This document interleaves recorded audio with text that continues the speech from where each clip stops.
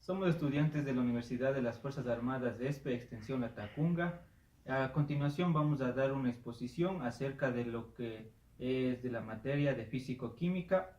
Se trata del tema fluido supercrítico, que está basado en una pregunta que nos han dado como artículo, que es líquido, gas, ambas o ninguno. Trata de decir que cualquiera de estos dos trata o no de ser un fluido supercrítico. Los integrantes de esta exposición son Oscar David, Sandoval Gilson y mi persona, Jason López. A continuación vamos a hablar principalmente de lo que es un fluido supercrítico. El fluido supercrítico es cualquier sustancia que se encuentra en condiciones de presión y temperatura superiores a su punto crítico. Es decir, estamos hablando que llegamos a un punto en que el fluido cambia dependiendo de sus características o propiedades como densidad, temperatura, el cual a continuación vamos a hablar sobre un gráfico, en el cual primero está basado en la presión y en la temperatura. Entonces principalmente tenemos el punto triple, después tenemos el punto crítico, que es el punto que nos ayuda a saber si es que es un líquido supercrítico o viene a ser un gas supercrítico. También tenemos un gráfico que nos ayuda a explicar los siguientes partes. Por ejemplo, el aumento a la caída simultánea de los niveles de líquido cuando dos tubos están en condiciones idénticas de temperaturas y a presiones es un fenómeno sorprendente, dice. En este gráfico estamos hablando acerca de la densidad y acerca de la temperatura. Estamos hablando de tanto de un líquido y de un gas, porque estamos tratando de determinar si los dos o ninguno son unos fluidos supercríticos. Y como tenemos también, ya que estamos hablando de fluidos supercríticos, tendríamos que hablar de las aplicaciones que estos nos dan.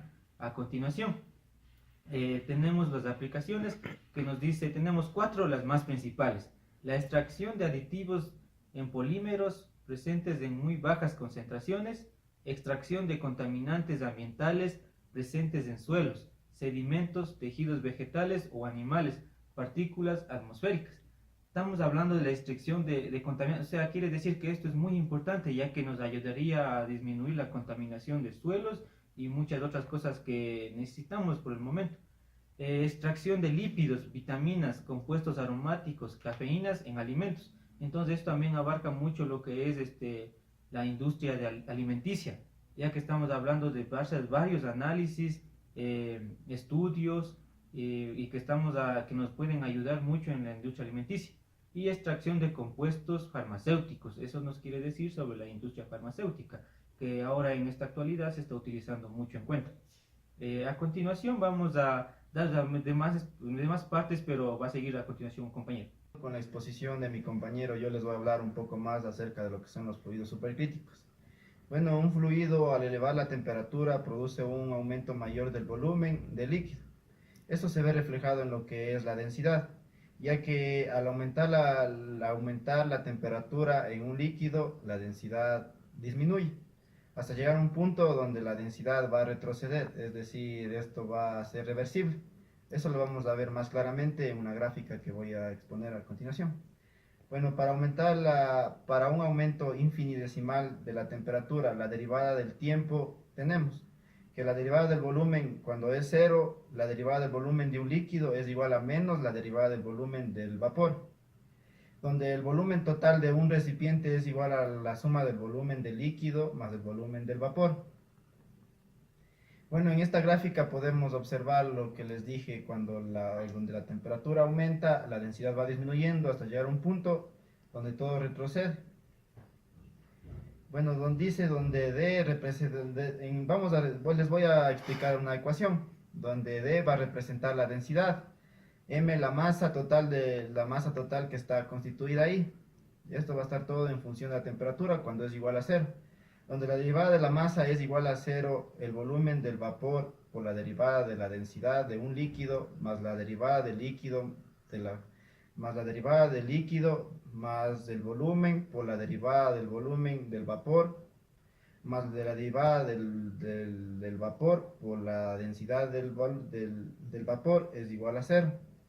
Eliminando el volumen del vapor y la derivada del vapor, entonces obtenemos que el volumen de un líquido por la derivada de la densidad de un líquido más la densidad de un líquido por la derivada de un volumen de un líquido va a ser igual a más el volumen menos el volumen del líquido. Esto solo está despejado de la ecuación de arriba y puede ser igual a cero. La exactitud en la ecuación depende de las probabilidades de un sistema.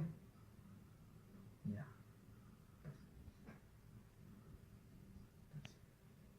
Bueno, yo les voy a explicar acerca de un fluido supercrítico donde uno de ellos es el gas como CO2. Es una sustancia que es polarizable fácilmente. Es decir, a varias presiones y a varias temperaturas. Pero la polarización del CO2 es mucho menor que la de los hidrocarburos. Una sustancia se encuentra en estado de fluido supercrítico cuando su temperatura y presión son superiores a su temperatura y presión crítica, respectivamente. Esta región se encuentra diagramada en un punto triple. Y a continuación mi compañero les va a seguir explicando un poco más acerca de lo que son los fluidos supercríticos.